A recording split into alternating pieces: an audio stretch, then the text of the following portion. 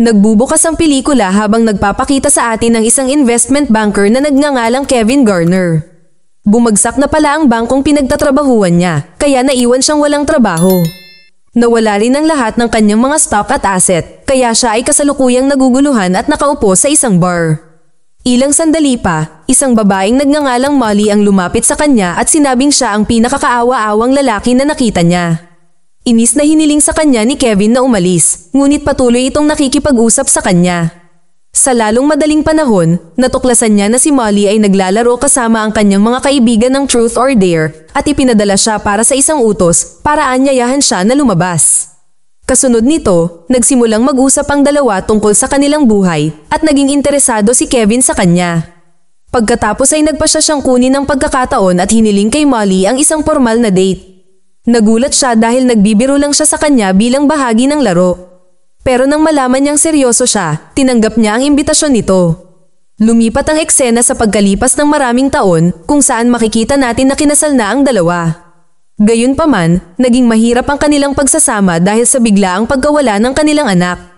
Si Molly ay naging isang lasinggera at si Kevin ay hindi rin maayos ang pakiramdam.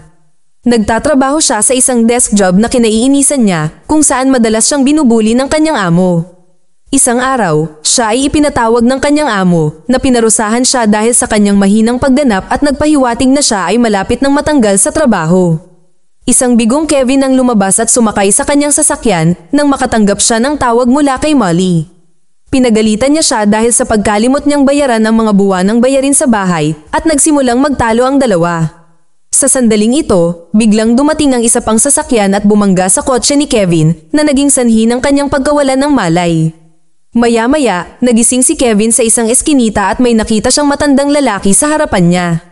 Nagpakilala ang lalaking ito bilang benefactor na ikinatawa ni Kevin. Gayunpaman, sinabi ng benefactor na siya ay seryoso at may trabaho para sa kanya. Pagkatapos ay dinala niya si Kevin sa kalsada kung saan nakakagulat na walang mga sasakyan o tao sa malapit tulad ng isang post-apocalyptic na mundo. Nang tanungin ni Kevin kung saan nagpunta ang lahat, ipinahayag ng benefactor na lumipat siya ng lugar.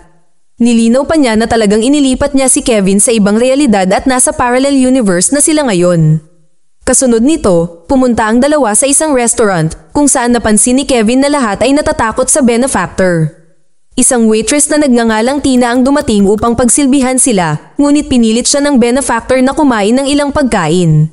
Walang choice ang kawawang babae kundi ang sumunod sa utos niya. Pagkatapos ay ipinaliwanag niya na para sa bawat pagpili na gagawin ng isang tao, mayroong hindi mabilang na mga alternatibong katotohanan kung saan iba't ibang mga pagpipilian ang gumaganap. Ang mga desisyong ito ay lumilikha ng walang katapusang mga posibilidad. Ibig sabihin ang lahat ng bagay na maiisip ng isang tao sa kanilang isipan ay umiiral sa isang lugar at sa isang punto ng oras. Pagkatapos ay ibinunyag niya na may puwersang may kakayahang maglipat ng mga tao sa pagitan ng mga katotohanang ito. Pagkatapos nito, inalok ng benefactor si Kevin ng trabaho para maging isa sa mga shifter niya kapalit ng pangarap niya. Ito ang mga taong isinuko ang kanilang mga kaluluwa at ngayon ay nagtatrabaho upang guluhin ang ibang mga kaluluwa sa pamamagitan ng paglipat sa kanila sa iba't ibang mga katotohanan. Inihayag ng benefactor na ang lahat ng iba pang mga bersyon ni Kevin ay tinanggap ang deal na ito at maging si Molly ay 2 beses nang inilipat. Gayunpaman, si Kevin ay nag-aalinlangan at hiniling sa kanya na patunayan ito sa pamamagitan ng paglipat kay Tina sa ibang lugar. Ang benefactor ay sumang-ayon at nag-activate ng isang aparato sa kanyang pulso na tinatawag na Deviator. Nagsimulang umiyak si Tina at nagmakaawa sa kanya na huwag gawin ito, ngunit agad niyang inilipat siya sa ibang universo kung saan hindi nagkita ang kanyang mga magulang at hindi pa siya ipinanganak. Nagulat si Kevin at nang mapansin niyang umiiyak ang mga magulang ni Tina, nakaramdam siya ng kilabot sa kanyang mga ginawa. Sa wakas ay napagtanto rin niya na ang lalaki ay walang iba kundi si Satanas mismo. Gusto ngayon ng benefactor na maging isa si Kevin sa kanyang mga shifter at mag-alok sa kanya ng marangyang buhay. Ipinaliwanag niya na maaari niyang bigyan siya ng pinakamahusay na bersyon ni Molly na obligado sa anumang sasabihin niya. Gayunpaman, tinanggihan ni Kevin ang alok at sa halip ay nagsimulang humingi ng tulong sa Diyos. Nagalit ang benefactor dahil dito na nagsimulang sumigaw na pagbabayaran niya ito. Patuloy na nagdadasal si Kevin hanggang sa tuluyang mawala ang lalaki. Nahihiya sa kanyang mga aksyon, humingi siya ng tawad sa mga magulang ni Tina at lumabas ng restaurant. Lumipat ang eksena sa pagkalipas ng 5 taon, kasama si Kevin na nakulong pa rin sa kakaibang mundong ito. Siya ay nabubuhay sa ilalim ng isang peking pangalan dahil siya ay naging sikat sa mundong ito bilang Kevin na tumanggi. Sa mundong ito, ang patuloy na mga digmaan at mapanirang aktibidad ng tao ay sumira sa karamihan ng planeta.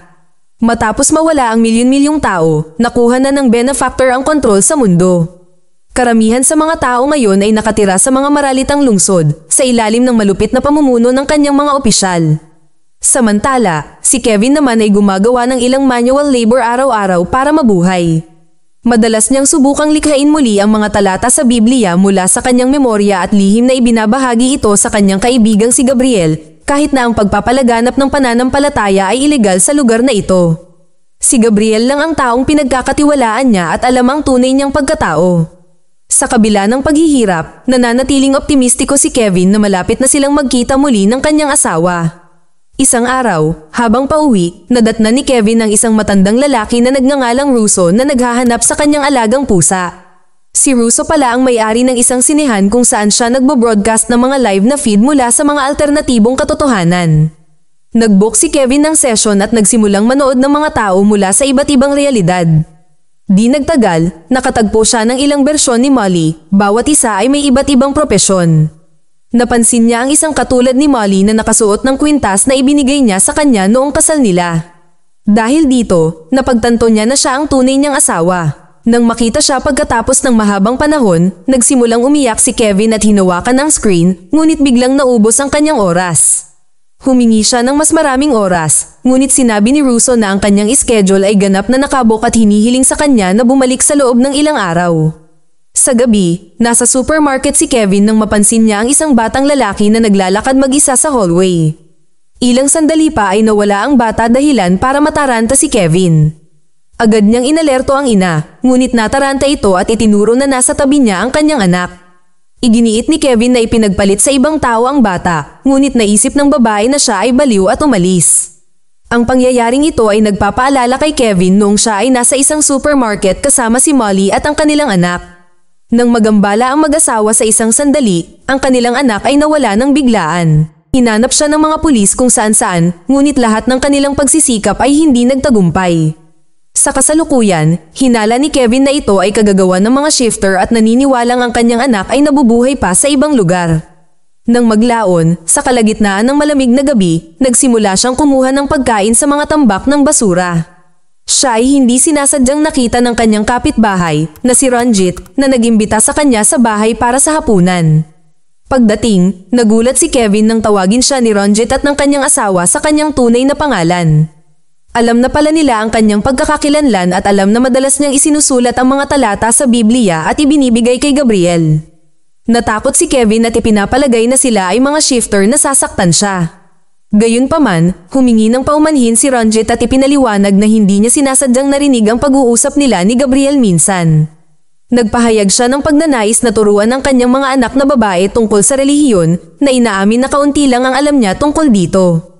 Pinakanta ni Ranjit ang kanyang mga anak na babae ng isang kanta na nagpaiyak kay Kevin.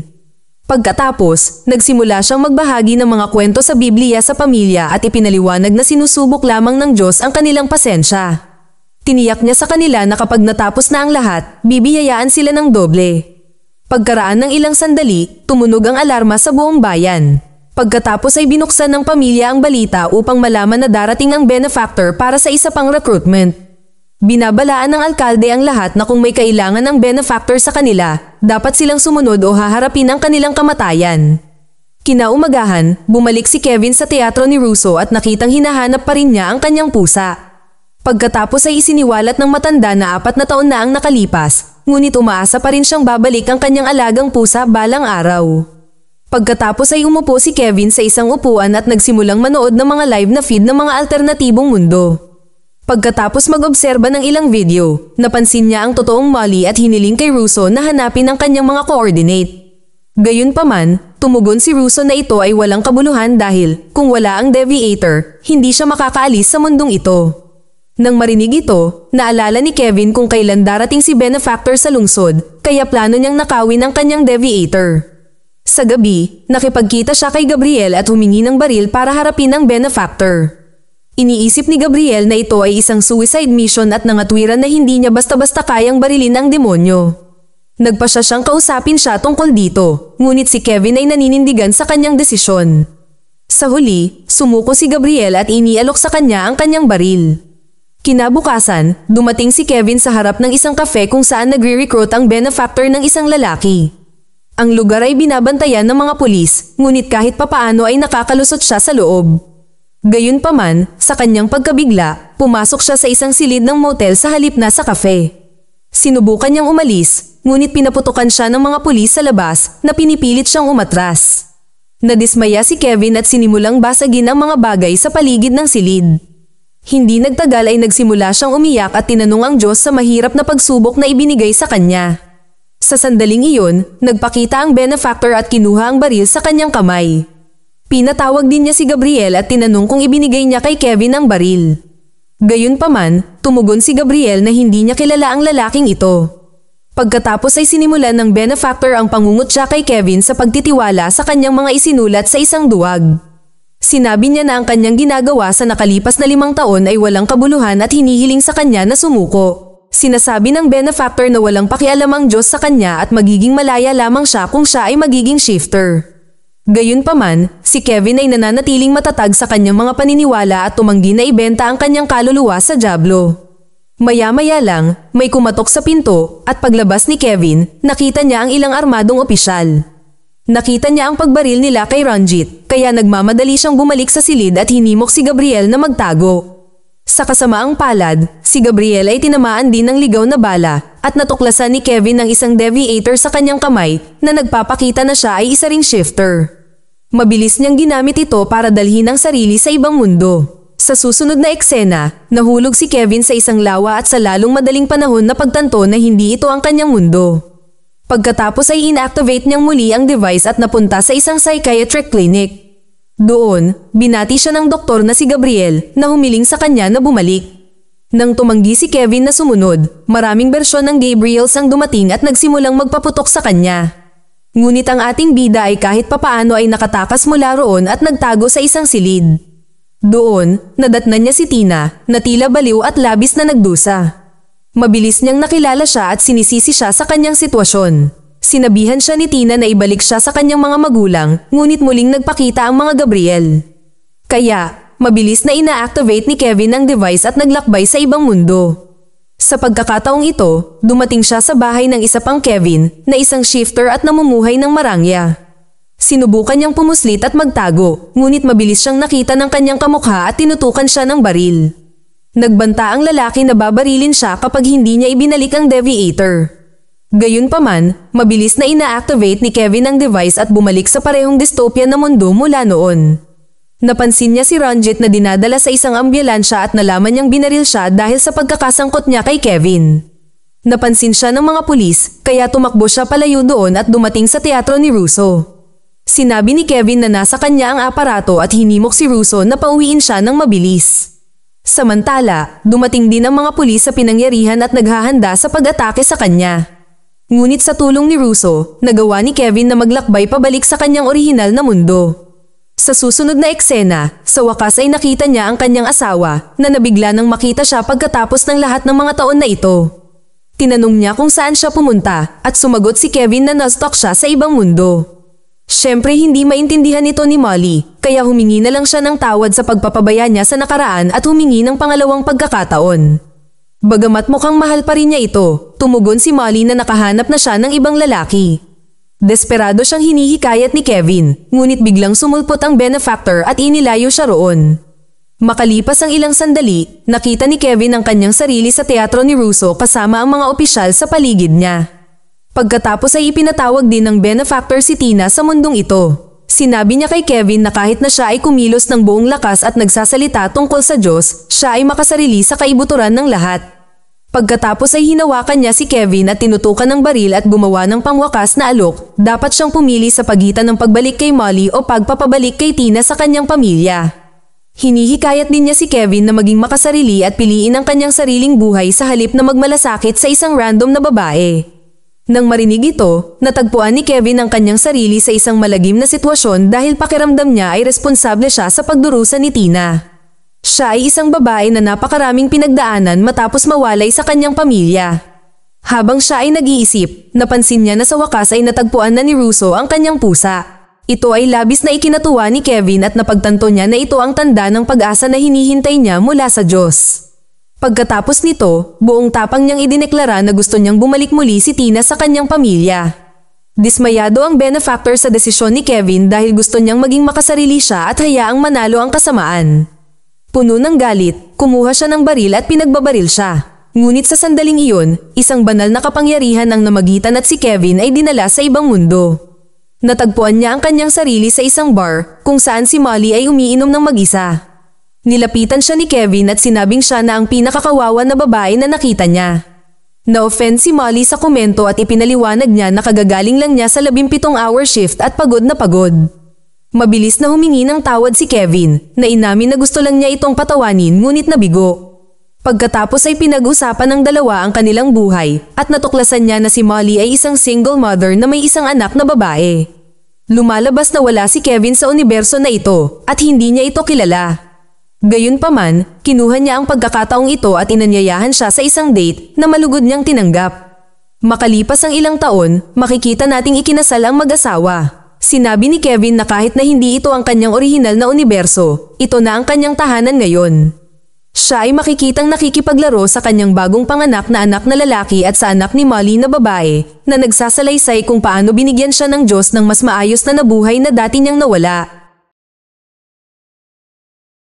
Mag-subscribe para sa higit pang mga video na tulad nito, i-on ang notification at mag-iwan ng like para matulungan ang aming channel. Salamat sa panunood.